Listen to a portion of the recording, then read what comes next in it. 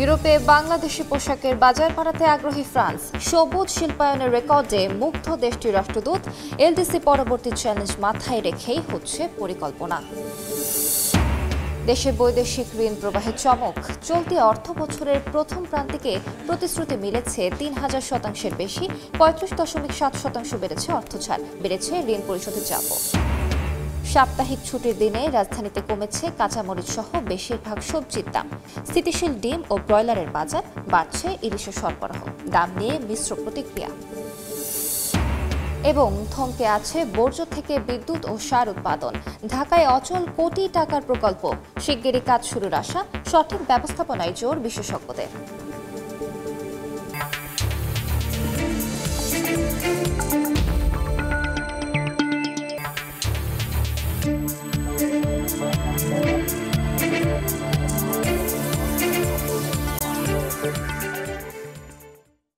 দেখছিলেন শিরোনাম। আমন্ত্রণ জানাচ্ছি দেশ ও দেশের বাইরের অর্থ বাণিজ্যের নানা খবর নিয়ে আমাদের নিয়মিত আয়োজন এ সময়ের বাণিজ্যে।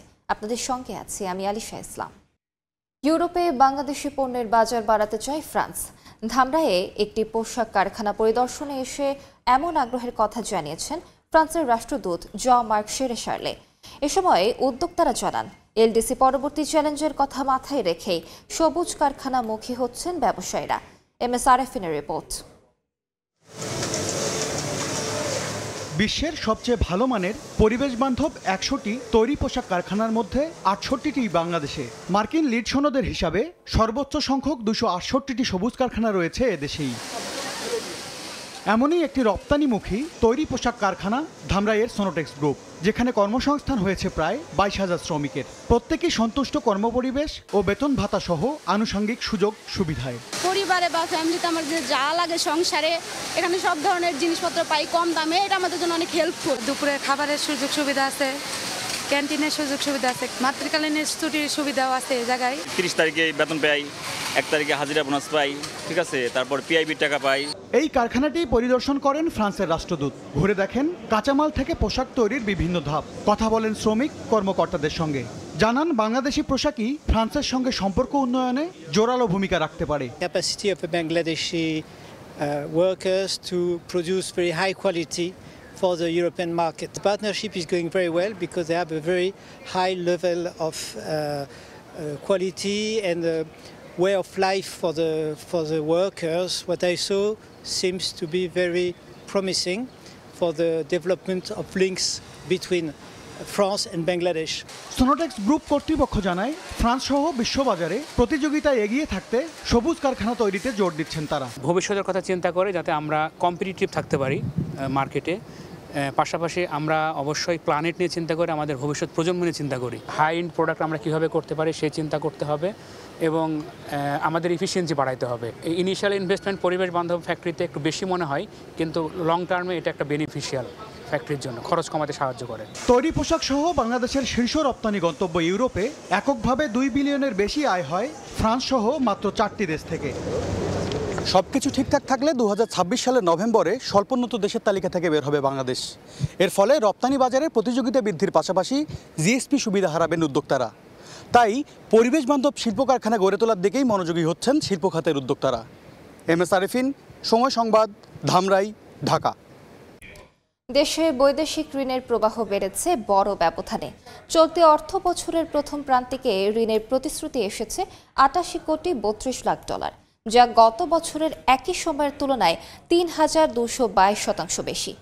এ সময়ে অর্থ ছাড় বেড়েছে ৩৫.৭%। একই সময়ে বেড়েছে বিদেশি ঋণ পরিশোধের চাপ। MSRFN-এর আরও একটি প্রতিবেদন। উন্নয়ন পরিকল্পনা বাস্তবায়নে বিদেশি ঋণ নির্ভর প্রকল্পগুলোতে বেড়েছে অর্থ ছাড় ও প্রতিশ্রুতি। অর্থনৈতিক সম্পর্ক বিভাগ ERDর হালনাগাদ তথ্য, জুলাই সেপ্টেম্বর প্রান্তিকে ঋণের প্রতিশ্রুতি এসেছে ৯১ কোটি ৬ লাখ ডলার। এর মধ্যে ঋণ রয়েছে ৮২ কোটি ১৭ লাখ আর অনুদান ৮ কোটি ৮৯ লাখ ডলার। গত বছরের একই সময়ে শুধুমাত্র প্রতিশ্রুতি এসেছিল মাত্র ২ কোটি ৭৪ লাখ ডলার। বেড়েছে অর্থ ছাড়ের পরিমাণও। এই সময়ে উন্নয়ন সহযোগীরা ছাড় করেছে ১১৪ কোটি ৮৫ লাখ ডলার, যা গত বছরের একই সময়ের তুলনায় ৩৫.৭% বেশি। গেল প্রান্তিকে যেমন বেড়েছে ঋণের প্রতিশ্রুতি অর্থ ছাড়, তেমনি বছর ব্যবধানে বেড়েছে 13.5% বিদেশি ঋণ পরিশোধ ব্যয়। এ সময় বিদেশি ঋণ বাবদ পরিশোধ করতে হয়েছে 127 কোটি 99 লাখ ডলার। এর মধ্যে আসল 81 কোটি 68 লাখ ও সুদ পরিশোধে ব্যয় হয়েছে 46 কোটি 29 লাখ ডলার। ইআরডির তথ্য গেল বছরের প্রথম 3 মাসে খাদ্য সহায়তা বাবদ 1 কোটি 50 লাখ ডলার মিললেও চলতি বছর এসেছে 1 কোটি ডলার। MS আরিফিন, সময় সংবাদ, ঢাকা। সাপ্তাহিক ছুটির দিনে রাজধানীর কাঁচা বাজারে সপ্তাহ ব্যবধানে কয়েকটি সবজির দাম বাড়লেও কমেছে বেশিরভাগের। বিক্রেতারা জানান, বাজারে শীতকালীন সবজির সরবরাহ বাড়তে থাকায় দাম কমেছে, তবে এখনও বেশ চড়া। গেল সপ্তাহের তুলনায় কেজিতে 20 টাকা কমে কাঁচা মরিচ বিক্রি হচ্ছে 140 টাকায়, 100 টাকা কেজি দরের শিম নেমেছে 60 টাকায়। কমেছে করলা, কাঁকরোল, ঢেঁড়সের দাম। মুরগির বাজারে ব্রয়লারের দাম স্থিতিশীল থাকলেও কমতির দিকে রয়েছে দেশি ও সোনালির দাম। এদিকে মাছ বাজারে আসতে শুরু করেছে ইলিশ। দাম নিয়ে রয়েছে ক্রেতা বিক্রেতার মিশ্র প্রতিক্রিয়া। সপ্তাহ ব্যবধানে 5 থেকে 10 টাকা পর্যন্ত বেড়েছে সবজির দাম। ছুটির দিনের বাজারের খবর জানাতে রাজধানীর কারওয়ান বাজারে আছেন সহকর্মী অন্তরা সেন। সরাসরি যাচ্ছি তার কাছে। অন্তরা, রাজধানীর কারওয়ান বাজার, আমি এই মুহূর্তে দাঁড়িয়ে আছি সবজির বাজারে। সবজির বাজার পরিস্থিতি যদি বলতে চাই, তবে মিশ্র প্রতিক্রিয়া রয়েছে সবজির বাজারে। ক্রেতা বিক্রেতাদের মিশ্র প্রতিক্রিয়া রয়েছে এখানে। কিছু সবজির দাম বেড়েছে, কিছু সবজির দাম কমেছে, আবার কিছু সবজির দাম কিন্তু গেল সপ্তাহের দামেই কিন্তু বিক্রি হচ্ছে। যদি সবজির তার মূল্য তালিকাটা যদি জানাই, সেটি বেগুন কিন্তু গেল সপ্তাহে ছিল 80 থেকে 100 টাকা, সেই বেগুন কিন্তু এখন বিক্রি হচ্ছে 60 থেকে 120 টাকায়। শসা বিক্রি হচ্ছে 60 থেকে 70 টাকায়। আগের সপ্তাহেও কিন্তু শসা বিক্রি হয়েছে 60 টাকায়। পটল, ঢেঁড়স, সিম এগুলো সবই কিন্তু আগের সপ্তাহের দামেই বিক্রি হচ্ছে। করলার দাম কিন্তু গেল সপ্তাহ থেকে 20 টাকা কমেছে। বর্তমানে করলা বিক্রি হচ্ছে 60 টাকায়, গেল সপ্তাহে ছিল 80 টাকা। কিন্তু শীতকালীন যে সবজি রয়েছে, ফুলকপি, বাঁধাকপি, সেই সপ্তাহ জুড়ে এইসব সবজির দাম কিছুটা কম থাকলেও শুক্রবারের বাজারে কিন্তু দাম কিছুটা বেশি বলেই জানিয়েছেন বিক্রেতারা। যেহেতু গেল সপ্তাহে কয়েকদিন বৃষ্টির কারণে কিন্তু এই সবজির দামের এরকম তারতম্য দেখা দিচ্ছে বলে বিক্রেতারা আমাদের জানিয়েছেন। ক্রেতারা কিন্তু সবজির দাম নিয়ে মিশ্র প্রতিক্রিয়া জানিয়েছেন আমাদের। তাদের কাছে কিছু সবজির দাম যেহেতু কমেছে, এজন্য তাদের কাছে বেশ সন্তোষজনক, কিন্তু শীতকালীন সবজির দাম আরও কমতে পারে বলে তাদের আশা রয়েছে।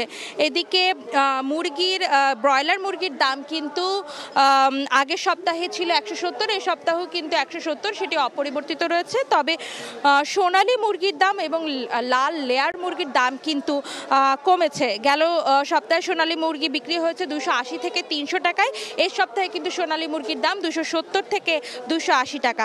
লাল লেয়ার মুরগি গেল সপ্তাহে বিক্রি হচ্ছে 310 থেকে 320 টাকায়, এই সপ্তাহে কিন্তু লেয়ার মুরগি বিক্রি হচ্ছে 300 টাকায়। দেশি মুরগি কিন্তু গেল সপ্তাহের দামেই বিক্রি হচ্ছে 550 টাকায় কিন্তু দেশি মুরগি বিক্রি হচ্ছে। আর মাছের বাজারে কিন্তু ইলিশ মাছের সরবরাহ কিন্তু শুরু হয়েছে বাজারে। ইলিশ মাছের তবে কিন্তু কমেনি কিন্তু ইলিশ মাছের দাম। আগেও যেরকম ইলিশ মাছ যে দামে বিক্রি হচ্ছে, এখনো কিন্তু একই দামে ইলিশ মাছ বিক্রি হচ্ছে বলে জানিয়েছেন ক্রেতা বিক্রেতা উভয়। এই ছিল আমার কাছে বাজার পরিস্থিতির সর্বশেষ খবরাখবর। সরাসরি যুক্ত ছিলাম কারওয়ান বাজারে। ঢাকা শহরে প্রতিদিন উৎপন্ন হচ্ছে হাজার হাজার টন বর্জ্য, কিন্তু সেই বর্জ্যকেই সম্পদের রূপান্তরের যে বিদ্যুৎ বা জৈব সার তৈরির স্বপ্ন দেখানো হয়েছিল, তা এখন কাগজে কলমে সীমাবদ্ধ। অচল পড়ে আছে কোটি টাকার প্রকল্প।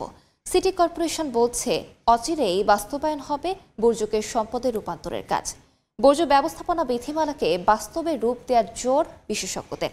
আমিনুল ইসলামের ছবিতে বিস্তারিত আবু সাইদ নিশানের বিশেষ প্রতিবেদনে। আমি এই মুহূর্তে দাঁড়িয়ে আছি উত্তর সিটি কর্পোরেশনের আমিনবাজার ল্যান্ডফিল্ডের ময়লার স্তূপের উপর। আমার সামনে রয়েছে বর্জ্য থেকে বিদ্যুৎ উৎপাদনের পাওয়ার প্ল্যান্ট, যেখান থেকে 42.5 মেগাওয়াট বিদ্যুৎ উৎপাদন হওয়ার কথা ছিল 2025 সালের অক্টোবর মাসেই, যার জন্য দরকার ছিল প্রতিদিন 3000 মেট্রিক টন বর্জ্য। কিন্তু এখন প্রতিদিন 4000 মেট্রিক টন বর্জ্য তৈরি হয়, তারপরেও বিদ্যুৎ উৎপাদনের দেখা নেই। সংশ্লিষ্টরা বলছে 2024 সালের 5 আগস্ট থেকেই বন্ধ রয়েছে এই পাওয়ার প্ল্যান্টের কাজ। দেশে প্রতিদিন শুধু শহর এলাকায় তৈরি হয় 47,000 টন বর্জ্য, যার মধ্যে ঢাকার 2 সিটিতে তৈরি হয় প্রায় 8,000 টন। যে বর্জ্য সঠিকভাবে ব্যবস্থাপনা করা গেলে তা হয়ে উঠতে পারে সম্পদ। বর্জ্য থেকে বিদ্যুৎ উৎপাদনের লক্ষ্যে 2023 সালে চীনা কোম্পানি CMECর কাছে 30 একর জমি হস্তান্তর করে ঢাকা উত্তর সিটি কর্পোরেশন। শুরু হয় কাজ, কিন্তু সরকার পরিবর্তনের পর থেমে আছে প্রকল্পটি।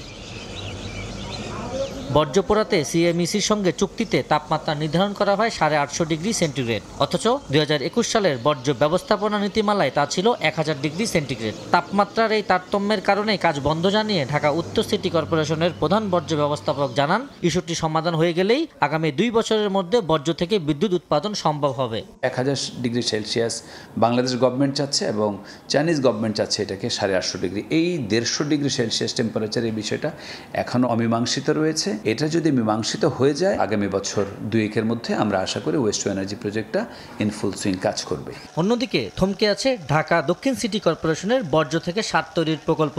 তবে সংস্থাটির প্রধান বর্জ্য ব্যবস্থাপক বলছেন, শুধু সার নয়, বর্জ্য থেকে বেশ কিছু প্রকল্পের কথা, যা আগামী 5 থেকে 6 মাসের মধ্যেই বাস্তবায়ন হবে। মিথেন গ্যাসটাকে আমরা উত্তোলন করে এটা কোরিয়ান কোম্পানির মাধ্যমে আমরা বিভিন্ন CNG স্টেশনে আমরা ইউজ করার পরিকল্পনা হাতে নিয়েছে। কয়লার সাবস্টিটিউট হিসাবে আপনার এই বর্জ্য থেকে ছোট ছোট পিস কোলের মতো বের হবে। ভেজিটেবল যে ওয়েস্টটা আছে ওই ওয়েস্ট থেকে আমরা জৈব সার রূপান্তর করব। আগামী 5 থেকে 6 মাসের ভিতরে ওয়েস্ট একটা সম্পদ হিসেবে পরিগণিত হয়ে আমাদেরকে একটা আশার আলো দেখাবে। বর্জ্য ব্যবস্থাপনা বিধিমালাকে মাঠ পর্যায়ে বাস্তবে রূপ দেওয়ার উপর জোর দিচ্ছেন বিশেষজ্ঞরা।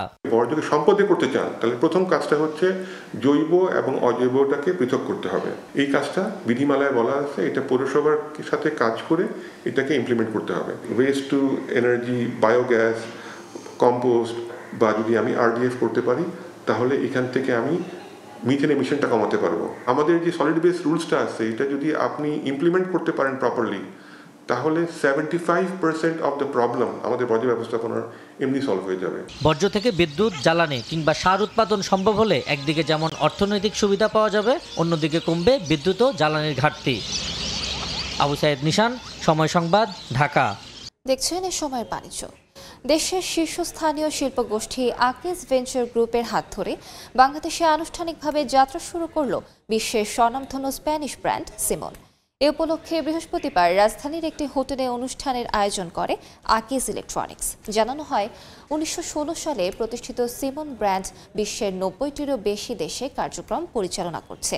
ইউরোপীয় স্মার্ট প্রযুক্তি এবং সর্বোচ্চ সেফটি স্ট্যান্ডার্ডের মাধ্যমে দেশের ইলেকট্রিক্যাল ইন্ডাস্ট্রিতে নতুন মানদণ্ড স্থাপনের প্রতিশ্রুতি দেন আকিজ ভেঞ্চার গ্রুপের chairman Sheikh Shamim Uddin.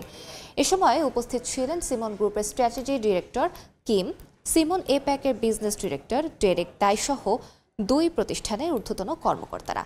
Grand launch অনুষ্ঠানে উন্মোচিত হয় সিমন এর প্রিমিয়াম সুইচ, সকেট এবং smart home solution series. BRAC bank ও বাংলাদেশ হকি ফেডারেশনের সাথে যৌথ উদ্যোগে আগামী 2 নভেম্বর শুরু হচ্ছে ব্র্যাক ব্যাংক অপরাজেয় আলো নারী হকি টুর্নামেন্ট 2025। বৃহস্পতিবার মাওলানা ভাসানী জাতীয় হকি স্টেডিয়ামে আয়োজিত সংবাদ সম্মেলনে টুর্নামেন্টের পূর্ণাঙ্গ সময়সূচি ঘোষণা করা হয়। এ সময় ব্র্যাক ব্যাংকের চিফ কমিউনিকেশন অফিসার ইকরাম কবি জানান, ঘরোয়া পর্যায়ে প্রতিযোগিতা আয়োজনের মাধ্যমে নারী খেলোয়াড়দের বিকাশ এবং ক্ষমতায়নে ব্যাংকটি কাজ করতে প্রতিশ্রুতিবদ্ধ। জানানো হয়, টুর্নামেন্টের প্রথম ধাপে রাজশাহী, দিনাজপুর, ময়মনসিংহ, যশোর ও কুমিল্লা এই 4 অঞ্চলের 18টি জেলা ভিত্তিক দলের প্রতিযোগিতা হবে। প্রতিটি অঞ্চল থেকে চ্যাম্পিয়ন দল দ্বিতীয় ধাপে অংশ নেবে। এই ধাপে বিকেএসপিও অংশ নেবে। এ সময় বাংলাদেশ হকি ফেডারেশনের সাধারণ সম্পাদক অবসরপ্রাপ্ত লেফটেন্যান্ট কর্নেল রিয়াজুল হাসান সহ উভয় প্রতিষ্ঠানের ঊর্ধ্বতন কর্মকর্তারা উপস্থিত ছিলেন।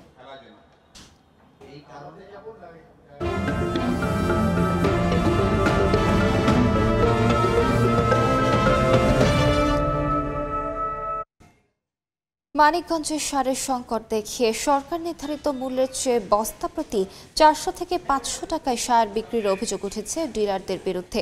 তদন্ত করে ব্যবস্থা নেওয়ার আশ্বাস কৃষি সম্প্রসারণ অধিদপ্তরের। বর্ষার পানি নেমে যাওয়ায় রবি শস্য আবাদে ব্যস্ত মানিকগঞ্জের চাষিরা। রোপণ করা হচ্ছে মুড়ি কাটা পেঁয়াজ, রসুন, সরিষা, আলু সহ নানা বীজ। এতে বেড়েছে সারের চাহিদা। তবে কৃষকদের অভিযোগ, সার সংকট দেখিয়ে সরকারি মূল্যের চেয়ে অতিরিক্ত মূল্যে সার বিক্রি করছেন ডিলাররা। 1350 টাকার সার বিক্রি করা হচ্ছে 1800 থেকে 1900 টাকায়। সার না পেয়ে অনেক কৃষককে ফিরতে হচ্ছে খালি হাতে, আবার অতিরিক্ত দাম দিলে মিলছে সার। সারের সংকটে কোনো কিছু ফসলই আমরা বীজ রোপণ করতে পারতেছি না। টাকা দিয়ে কিনে নিতেছে, তাও মনে করেন যে গোপনে চুরি করার মতো অবস্থা। ডিলাররা তাল বাহানা করে যে সার নাই, উডা নাই, উডা নাই। 1400 টাকা সার এখন 1900, 2000 এরকম করে নিতেছে। অতিরিক্ত দামে বিক্রির কথা অস্বীকার করে সার সংকটের কথা বলছেন ডিলাররা। টিএসপি সারটা সংকট, এই জন্য আমরা দিতে পারতেছি না। আমি 1350 দামের সার ওই টিএসপি সার দিয়েছি এবং আমার কাছে প্রকৃত মেমো আছে। সারের কোনো সংকট নেই জানিয়ে তদন্ত করে ব্যবস্থা নেওয়ার আশ্বাস কৃষি বিভাগের। যদি কোনো আমাদের ডিলার কৃত্রিমভাবে কোনো মজুত করে রাখে বা সংকট তৈরি করার চেষ্টা করে, যদি আমরা এটা প্রমাণ পাই, আমরা সাথে সাথে তার বিরুদ্ধে আইনত ব্যবস্থা গ্রহণ করব। জেলা কৃষি সম্প্রসারণ অধিদপ্তর ও বিআরডিসির তথ্য মতে জেলায় চলতি মাসে 9460 টন সারের মজুত রয়েছে। সময় সংবাদ, মানিকগঞ্জ। শীত মৌসুমে বাজারে চাহিদা পূরণে ফরিদপুরে মুড়ি কাটা পেঁয়াজ আবাদে ব্যস্ত সময় পার করছেন চাষিরা। তবে সার ও কীটনাশক সংকট এবং দাম বৃদ্ধির কারণে লাভ নিয়ে শঙ্কায় তারা। কেউ করছেন রোপণের কাজ, কেউ জমি তৈরি করছেন, আবার কেউ দিচ্ছেন সার। ফরিদপুরের মুড়ি কাটা পেঁয়াজ আবাদে ব্যস্ত সময় পার করছেন চাষিরা। শীত মৌসুমে বাজারে পেঁয়াজের চাহিদা পূরণে শুধু ফরিদপুরেই আবাদ হয় মুড়ি কাটা পেঁয়াজ। গত বছর ভালো দর পাওয়ায় এই পেঁয়াজ আবাদে ঝুঁকছেন চাষিরা। তবে কীটনাশক ও সারের সংকট এবং দাম বৃদ্ধির কারণে খরচ বাড়ায় লাভ নিয়ে শঙ্কায় কৃষক। জমি চাষ দিয়ে, সার দিয়ে মুড়ি কাটা পিস লাগাইতেছি, পানি দিতেছি, খুব ব্যস্ত আমরা। পেঁয়াজ 3 মাস পরে ওই পেঁয়াজটা উঠবে, ও সরিষার দাম বেশি। সার মনে করেন যেটা 1100 টাকা কিনতে হবে, 1500 টাকা নিতেছে। যদি এগুলো কমানো না হয় তাহলে অনেক লস হয়ে যাবে। গতবার 2 বিঘা লাগাইছি, তো লাভ হয়েছিল। এবার আর কি 3 বিঘা লাগাইছি। আমাদের একটু ওষুধ পানি, সার ওষুধের দাম একটু কমুক, তাতে লাভবান হতে পারবো না। কৃষি বিভাগ বলছে চলতি বছর জেলায় 5285 হেক্টর জমিতে মুড়ি কাটা পেঁয়াজ আবাদের লক্ষ্যমাত্রা ধরা হয়েছে। এই মৌসুমে যদি আমরা এই পেঁয়াজটি লক্ষ্যমাত্রা অর্জন করতে সক্ষম হই, তাহলে পেঁয়াজের যে বাইরে থেকে যে পেঁয়াজের আমদানির যে একটা টেন্ডেন্সি, এই টেন্ডেন্সিটা অনেকটাই কমে আসবে এবং আমরা আগামীতে পেঁয়াজে অনেকটাই স্বয়ংসম্পূর্ণতা অর্জন করব। জেলায় মুড়ি কাটা পেঁয়াজের উৎপাদন লক্ষ্যমাত্রা ধরা হয়েছে 83,000 মেট্রিক টন, যার বাজার মূল্য প্রায় 400 কোটি টাকা। সময় সংবাদ, ফরিদপুর।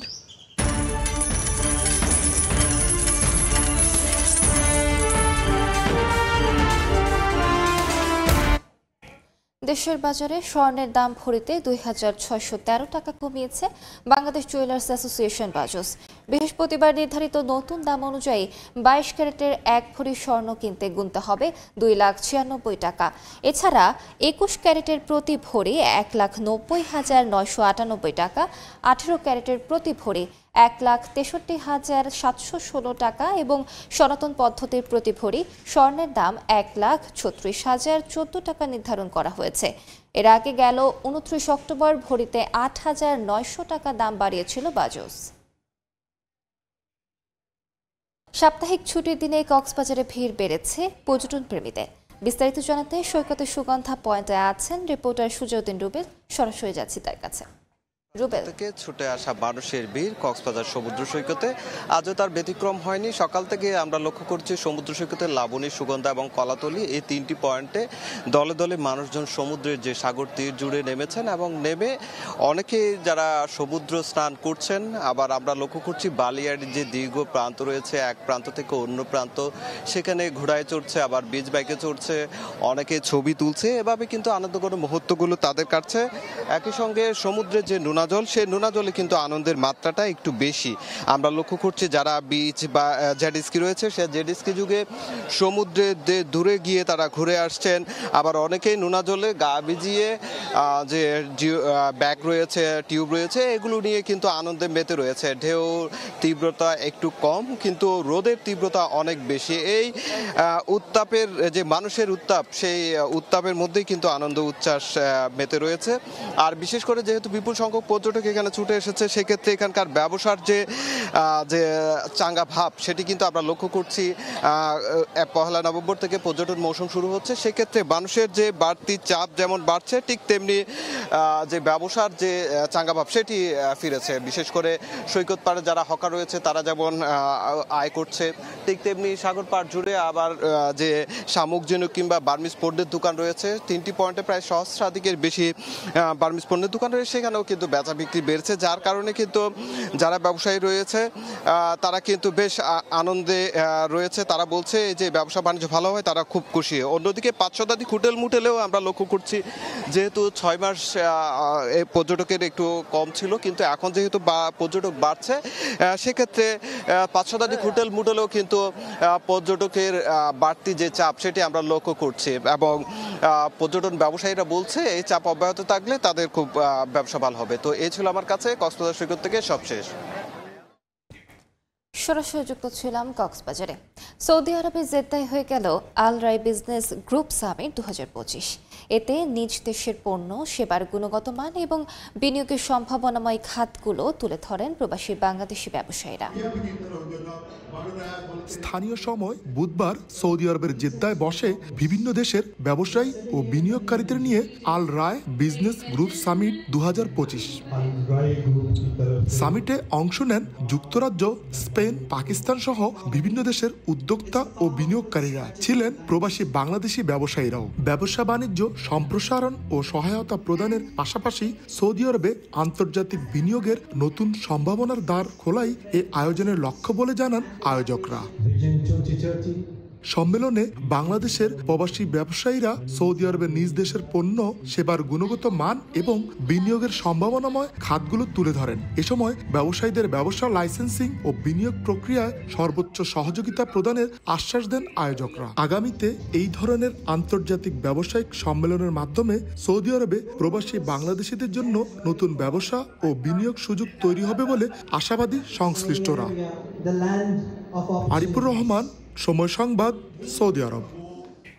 এ পর্যায়ে শীর্ষ সংবাদগুলো জানিয়ে দিচ্ছি আরেকবার। ইউরোপে বাংলাদেশি পোশাকের বাজার বাড়াতে আগ্রহী ফ্রান্স। সবুজ শিল্পায়নের রেকর্ডে মুগ্ধ দেশটির রাষ্ট্রদূত। এলডিসি পরবর্তী চ্যালেঞ্জ মাথায় রেখেই হচ্ছে পরিকল্পনা। দেশে বৈদেশিক ঋণ প্রবাহে চমক। চলতি অর্থ বছরের প্রথম প্রান্তিকে প্রতিশ্রুতি মিলেছে 3000% বেশি। 35.7% বেড়েছে অর্থ ছাড়, বেড়েছে ঋণ পরিশোধের চাপ। এবং সাপ্তাহিক ছুটির দিনে রাজধানীতে কমেছে কাঁচামরিচ সহ বেশিরভাগ সবজির দাম। স্থিতিশীল ডিম ও ব্রয়লারের বাজার, বাড়ছে ইলিশের সরবরাহ। দাম নিয়ে মিশ্র প্রতিক্রিয়া।